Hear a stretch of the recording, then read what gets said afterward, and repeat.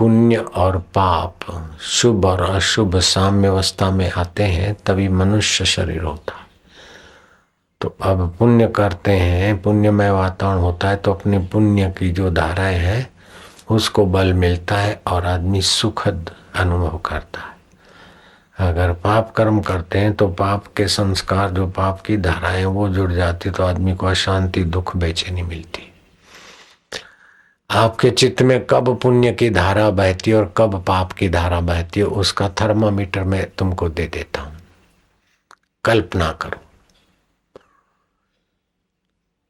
कोई महात्मा अथवा कोई व्यक्ति जा रहा है, दो आदमी खड़े हैं।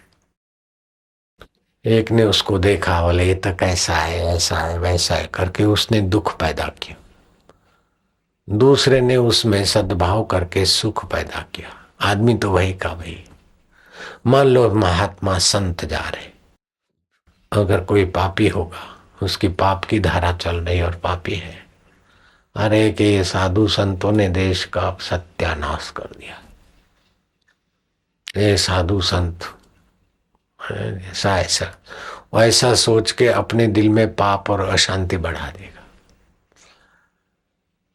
और दूसरा आदमी देखेगा कि इतने हलाहल युग में सारा विश्व अशांति की आग में जल रहा है, फिर भी हजारों आदमी जिनकी बात मानते, लाखों आदमी जिनका, करोड़ों आदमी सत्संग सुनते, कैसी भगवान ने विलक्षणता दी है।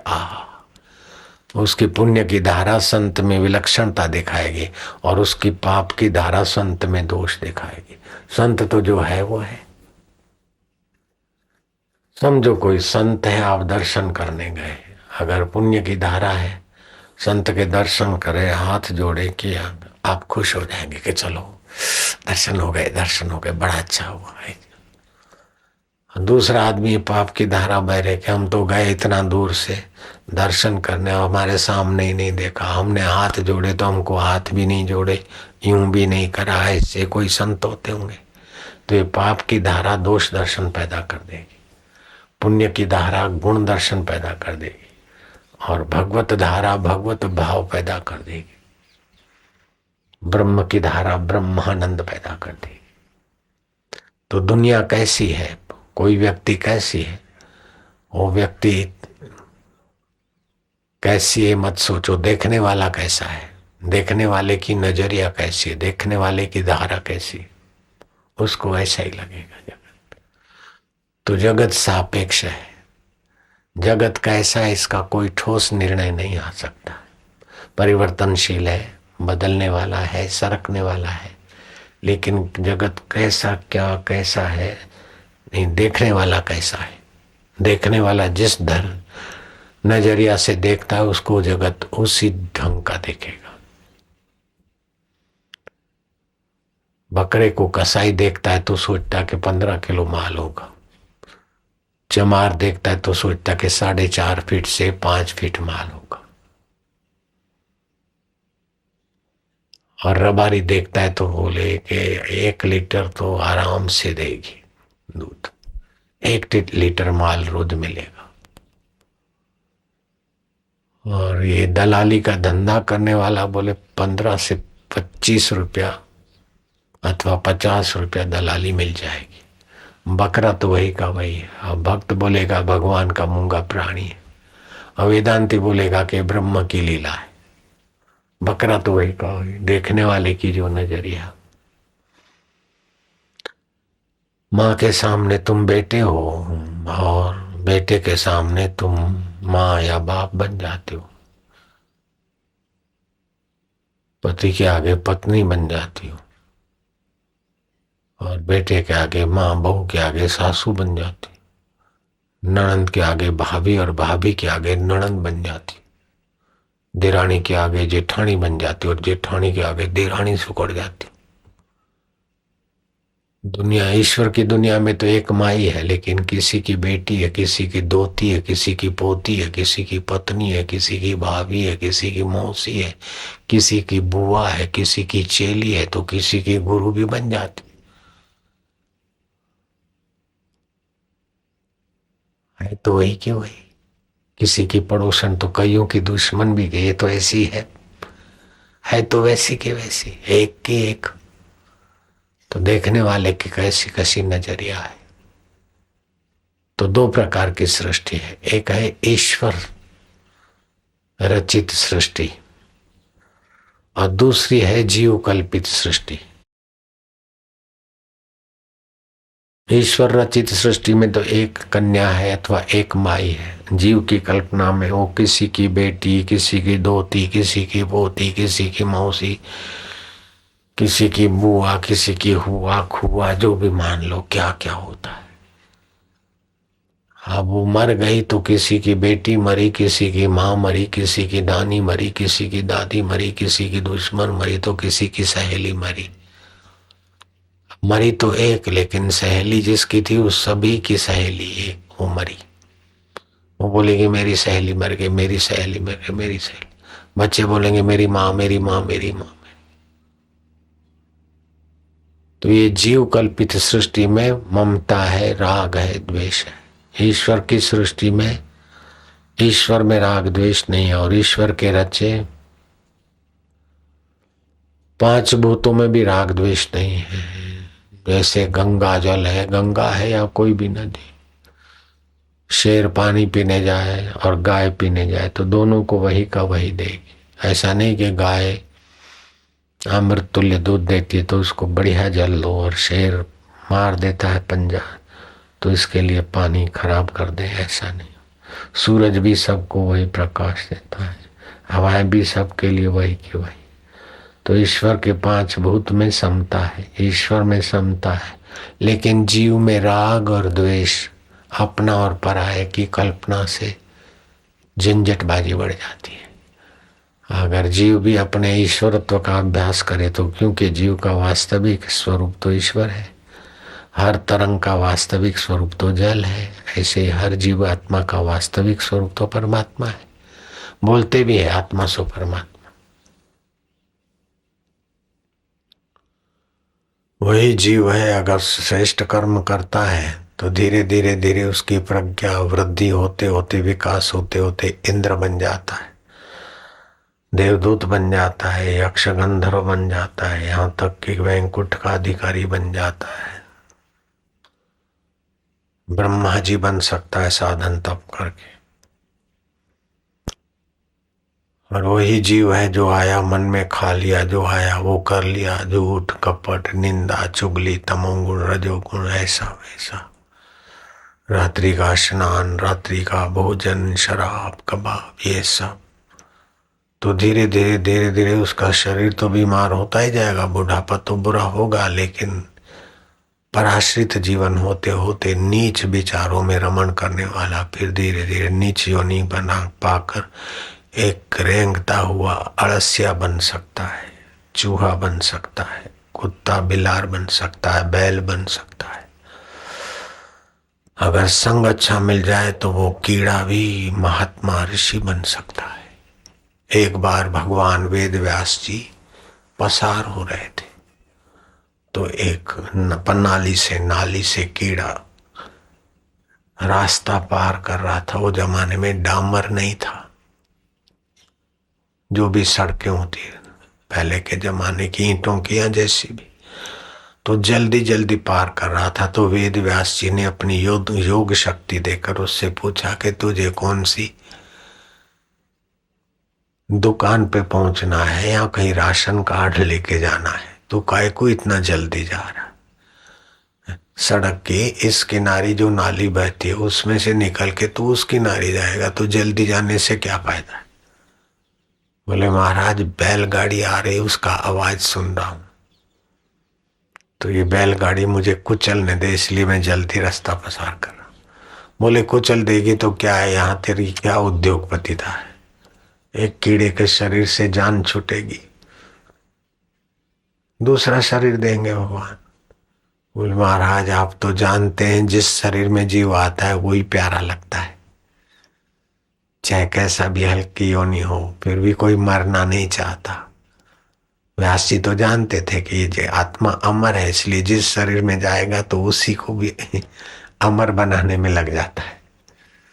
इसीलिए तो औषधियाँ, दवाइयाँ, वज्र भस्म, सुवर्ण भस्म और फलाने खाओ और डींगड़े खाओ, च्यवनप्राश खाओ, आसन करो, ये करो, बने रहो, ये तो बन है ना। और टिकने वाला नहीं, ये सब जानते, फिर भी वो आत्मा की अमरता हर शरीरों में अपना रंग दिखाती। व्यास जी ने कहा, देख अब संत की बात मानने से मंगल होता है, तो अपना ये शरीर यहाँ त्याग कर देगा, मैं तेरे पीछे पीछे रहूंगा, तुझे महापुरुष बनाऊंगा। कीड़े ने बात मान ली है वेद व्यास जी महाराज की। कीड़ा वहां पड़ा रहा, बैलगाड़ी के पैरों तले कुचल गया। उसका अंतवाहक खरगोश के शरीर में आया। कीड़े से तो खरगोश विशेष प्राणी हो गया। फिर खरगोश मरा और हिरण बना। फिर हिरण को शिकारी ने भेदा, तो शिकारी को देखते देखते मरा और शिकारी के घर मांस के रूप में वो शिकारी के घर बेटा पैदा हुआ, व्याघ्र हुआ, व्याध। व्याध बना शिकारी। व्यास जी उसको व्याध को दर्शन दिए कि तुम्हारा मेरा पुराना संबंध है, तुम नहीं जानते हो, लेकिन मेरे को देखकर तुमको स्नेह होता है ना। हाँ, तो किसी न किसी जन्म में अपना संबंध था, इसलिए स्नेह होता है। भगवान का स्मरण करा कर कैसे। वो भील का छोरा, शिकारी का छोरा मरा, तो जंगल में घूमने के कारण ऋषि मुनियों के दर्शन प्रसन्न होते थे और व्यास जी का संकल्प भी था। कुशारु ऋषि के घर मित्रा माता के गोद उसका जन्म हुआ। उसका नाम मैत्रेय रखा गया। और मैत्रेय को व्यास जी ने मंत्र दीक्षा दे डाली 4-5 साल की उम्र में। मंत्र शक्ति अद्भुत शक्तियों के खजानों को खोलने की कुंजी है। भक्ति का 5वां सोपान है मंत्र दीक्षा। मंत्रों में अद्भुत शक्ति होती है, शब्दों में फालतू जो शब्द है उनमें वो शक्ति नहीं होती। फालतू शब्द उच्चारण करते करते 30 साल तक वो शब्द उच्चारण करो तो इतनी गर्मी बनती है कि 1 कप पानी गर्म कर सको। लेकिन मंत्र जप करो तो ऐसी दैविक आध्यात्मिक ऊर्जा पैदा होती है कि पाप के बीजों को सेक देती है, हताशा निराशा को उखाड़ फेंकती और बल आ जाता है। केवल 6 बार हरिओम हरिओम जप करो, 7वीं बार उसकी ऊर्जा मन में महसूस होने लगेगी। वहां 30 साल करो, यहां तक 6-7 बार करो तो इतना उसका अलौकिकता का अनुभव होता है। अभी जो इतने शांति से बैठे हो, तो क्या पुलिस के डंडे के बल से कोई बैठ सकता है? पुलिस की ताकत है कि इतने लोगों को डंडे के बल से बिठा दे? किसी राज्य सत्ता की ताकत है कि अपने सत्ता के बल से इतने दिन तक इतने लोगों को शांति से बिठा दे? राज्य सत्ता वाले भाड़ूती आदमी ले आते, फूड पैकेट देते, 50-60-100 रुपया जैसा ठेका। ठेकेदार को बोलते हमको 5,000 आदमी की 4,000 आदमी की भीड़ करनी है, तो वो गाड़ियां सरकारी अथवा नेताओं की लागवक से आरटीओ का उपयोग करके कई लोग भीड़ करने के लिए जुटाए जाते, फिर भी इतनी भीड़ वो नहीं कर पाते और ऐसे लोगों को नहीं जुटा पाते, और फिर इतने दिन बिठाने की ताकत उनमें नहीं है। ये बिल्कुल सत्य बात आपको अनुभव में आए ऐसी। लेकिन यहां क्यों हो रहा है न मंत्र शक्ति का प्रभाव। मंत्र शक्ति, ज्ञान शक्ति, भक्ति शक्ति का प्रभाव है कि नहीं है? नहीं लगता है ना?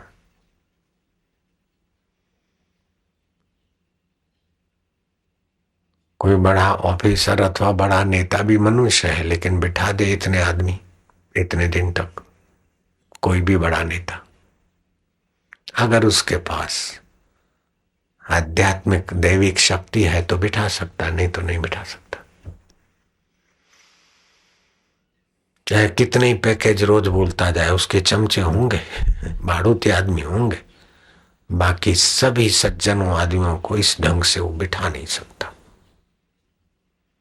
तो मानना पड़ेगा कि मंत्र शक्ति का अपना प्रभाव है। तो व्यास जी ने मंत्र दिया, मंत्र दिया और महाराज उसने निर्दोष हृदय था, बालक था, जप चालू कर दिया।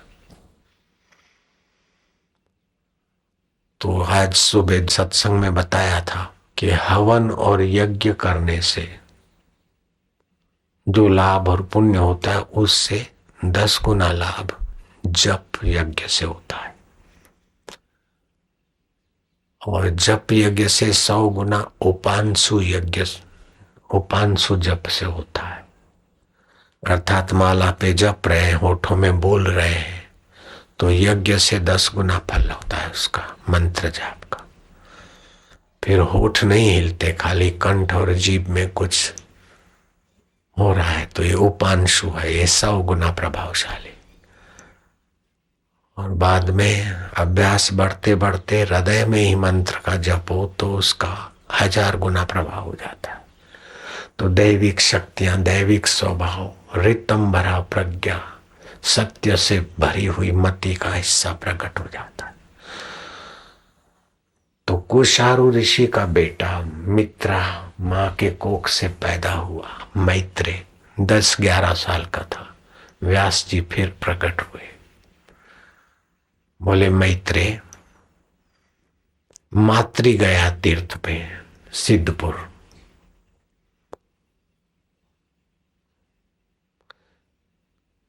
कार्तिक क्षेत्र भी उसको बोलते हैं। नंद भद्र ब्राह्मण तपस्या कर रहा है, 80 साल का विद्वान ब्राह्मण खूब तपस्या करके कृष्ण हो गया है। जाओ उनको तपस्या से निवृत्त करो, उनकी शंका समाधान करो।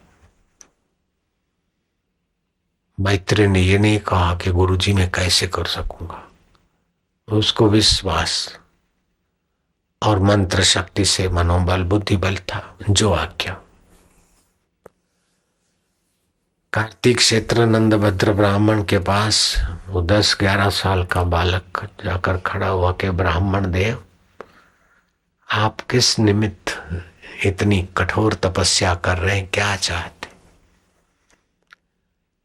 बोले मैं कठोर तपस्या करता हूं कि भगवान से कुछ शंका समाधान करना चाहता हूं। मेरा सवाल ऐसा है कि कोई मनुष्य उत्तर नहीं दे सकता।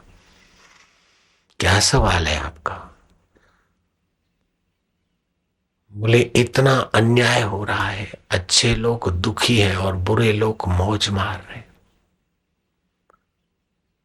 कोई फिल्म दुनिया वालों ने भी बजट ठोक दिया था, सच्चे वेखी फाए चढ़ंदे झूठे मौज उड़ांदे, हक दूजे दा मार मार के बन गए लोग अमीर। लोग कहे ये रब दी माया, मैं कहनू अन्याय वेख मैं झूठ बोलिया, कोई कुपड़ तो लिया। वो भले भले करके नाचे कूदे और फिल्म का गाना बनाने वाले ने रोकड़ी कर ली। लेकिन हकीकत में भगवान की दुनिया में अन्याय होता ही नहीं, जो होता है न्याय ही होता है। चाहे इस समय तुम्हारी मति में आगे पीछे का गणित नहीं है, इसलिए आप बोलोगे अन्याय हुआ, लेकिन अन्याय नहीं होता है, न्याय ही होता है। सृष्टि के कर्ता भगवान है और सृष्टि में अन्याय हो जाए तो सृष्टि की परंपरा नष्ट हो जाएगी।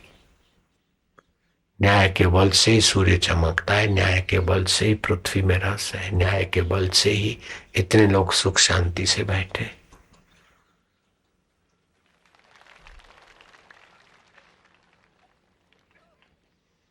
अपने को नहीं दिखता कि अभी अपने को देखेगा कि अन्याय है। तो नंदभद्र ने कहा कि इतना अन्याय है।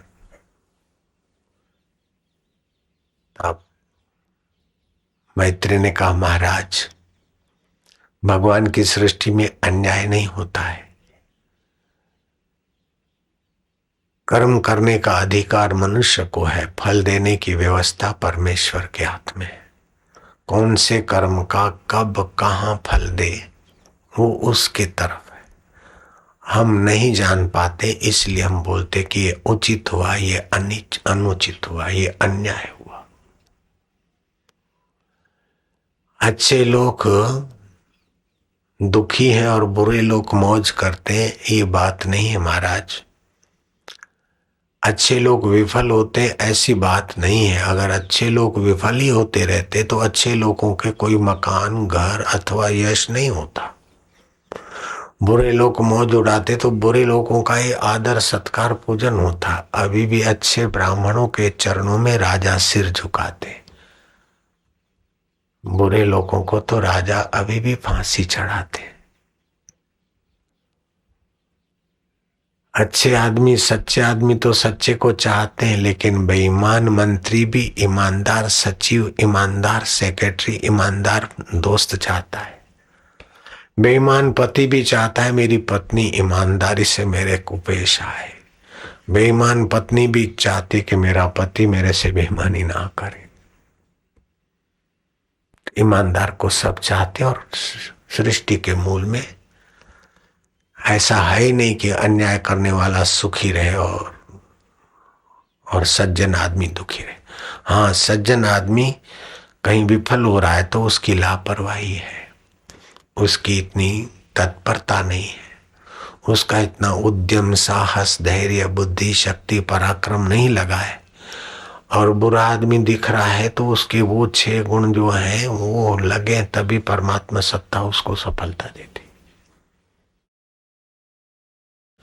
फ्रिज अच्छा है, ठंडा पानी बनाता है, और गीजर बुरा है, गर्म पानी बनाता है। लाइट अन्याय करती है, अच्छा बढ़िया फ्रीजर को, रेफ्रिजरेटर को कुछ बिजली देती नहीं, होती नहीं, और गीजर पानी उबाल रहा है। लाइट अन्याय नहीं करती, फिटिंग में कहीं गड़बड़ है, गीजर में कहीं ठीक ठाक सप्लाई है, और फ्रिज में सप्लाई की कुछ व्यवस्था गड़बड़ है। क्या ख्याल है? ऐसा ही है।